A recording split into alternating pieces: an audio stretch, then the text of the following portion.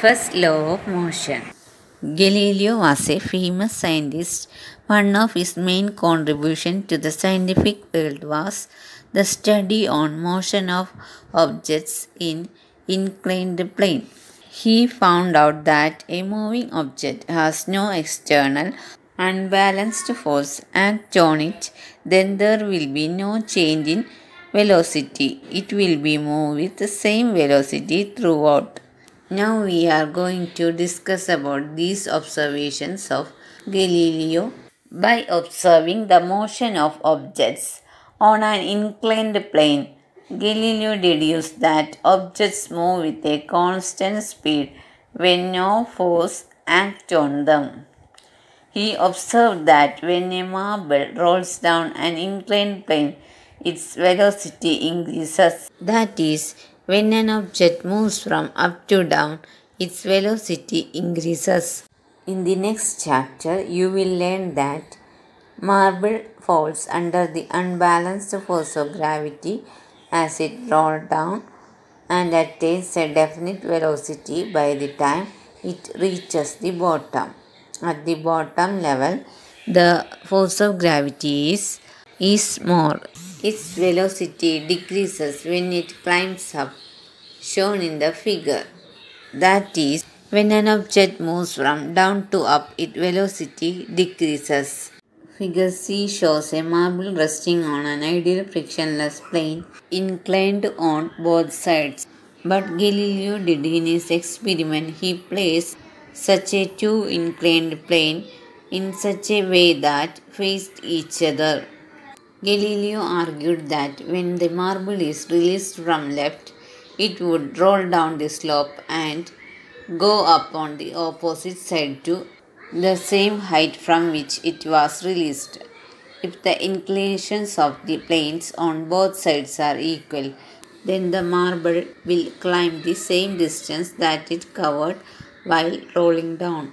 That is, when a marble is released from left inclined plane, from certain height it rolled down and it climbed up the second inclined plane.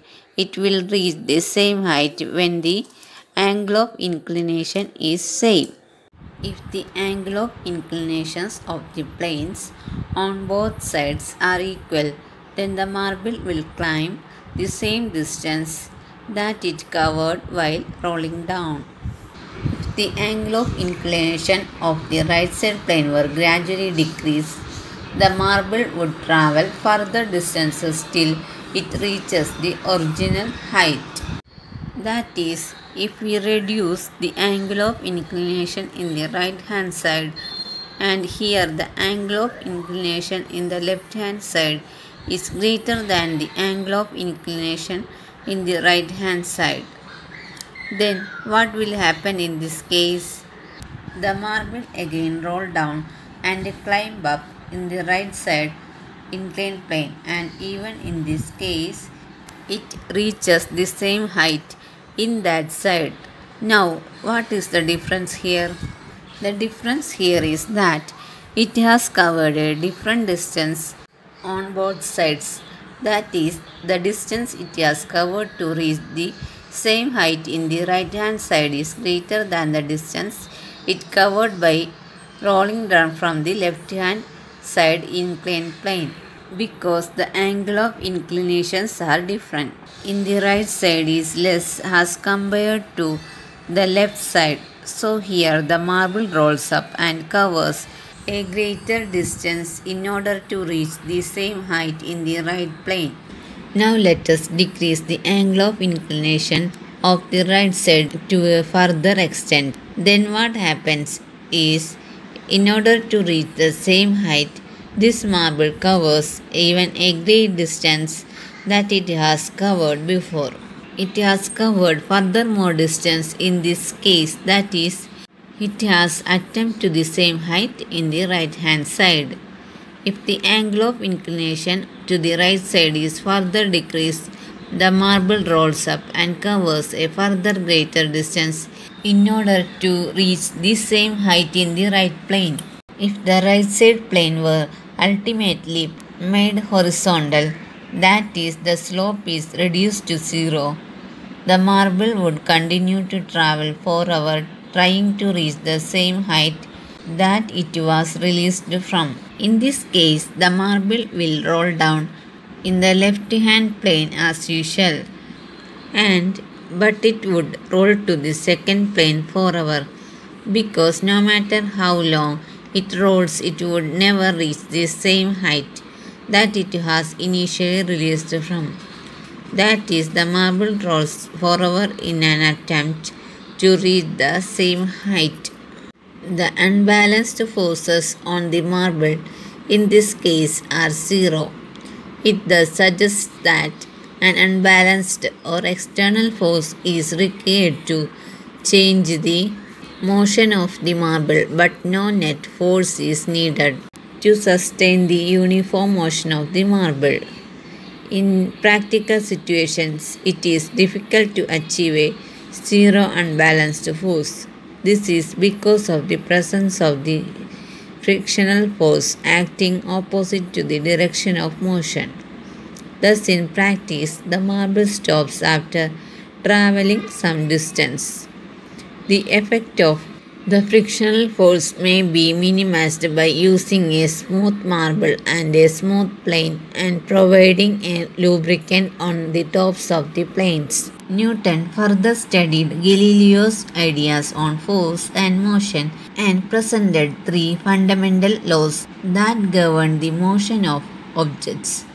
These three laws are known as Newton's laws of motion.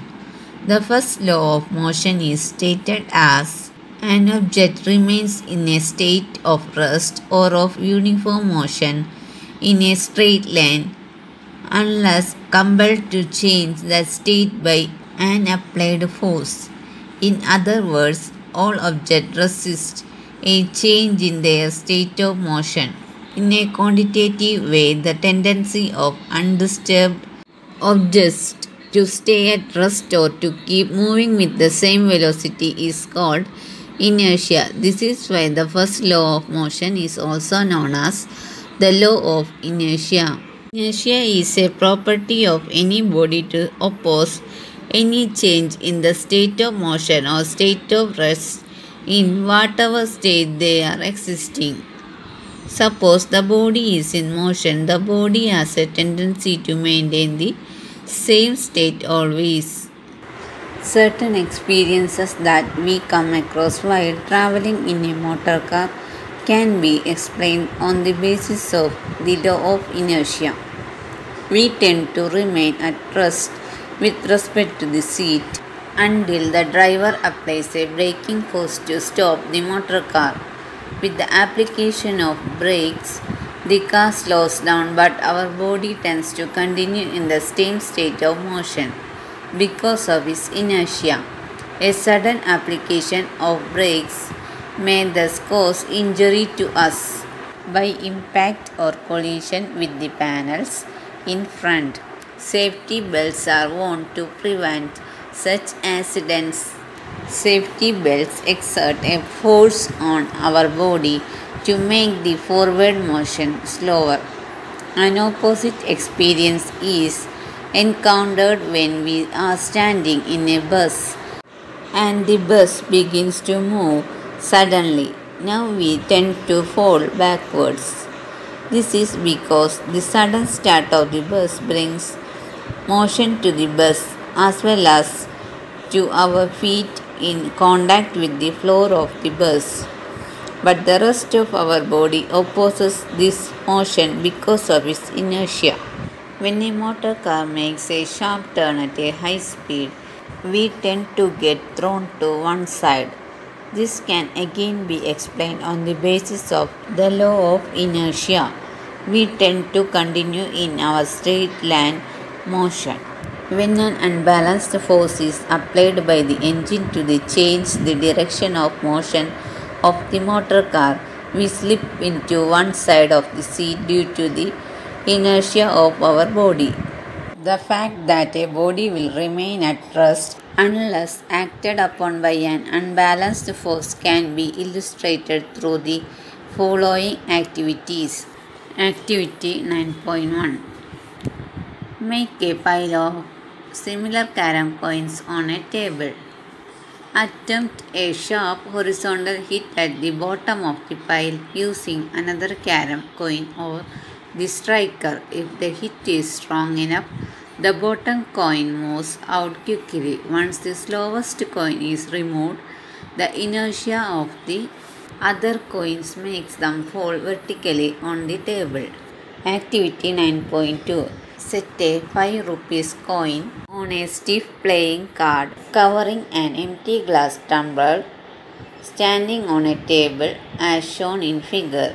Give the card a sharp horizontal flick with a finger. If we do it fast, then the card shoots away, allowing the coin to fall vertically into the glass tumbler due to its inertia. The inertia of the coin tries to maintain its state of rest even when the card flows off. Inertia and mass. All examples and activities given so far illustrate that there is a resistance offered by an object to change its state of motion. If it is at rest, it tends to remain at rest. If it is moving, it tends to keep moving. This property of an object is called its inertia. Do all bodies have same inertia? No. We know that it is easier to push an empty box than a box full of books. Similarly, if we kick a football, it flies away. But if we kick a stone of same size with equal force, it hardly moves. We may in fact get an injury in our foot while doing so. Similarly, in activity 9.2, instead of a 5 rupees coin, if we use a 1 rupee coin, we find that a lesser force is required to perform the activity. A force that is just enough to cause a small car to pick up a large velocity will produce a negligible change in the motion of a train. This is because in comparison to the cart, the train has a much lesser tendency to change its state of motion. Accordingly, we say that the train has more inertia than the cart. Clearly, heavier or more massive objects offer larger inertia. Instead of a 5 rupee coin, if we place more coins, we find that a larger force is required to perform the activity. Quantitatively, the inertia of an object is measured by its mass. We may thus relative inertia and mass as follows. Inertia is the natural tendency of an object to resist a change in its state of motion or of rest. The mass of an object is a measure of its inertia. Summary. The first law of motion. An object continues to be in a state of rest or of uniform motion along a straight line unless acted upon by an unbalanced force. Inertia. The natural tendency of object to resist a change in their state of rest or of uniform motion is called inertia. The mass of an object is a measure of its inertia. Its SI unit is kilogram kg. Force of friction always opposes motion of objects. This is all in this topic. Let us learn Newton's second law of motion in our next topic.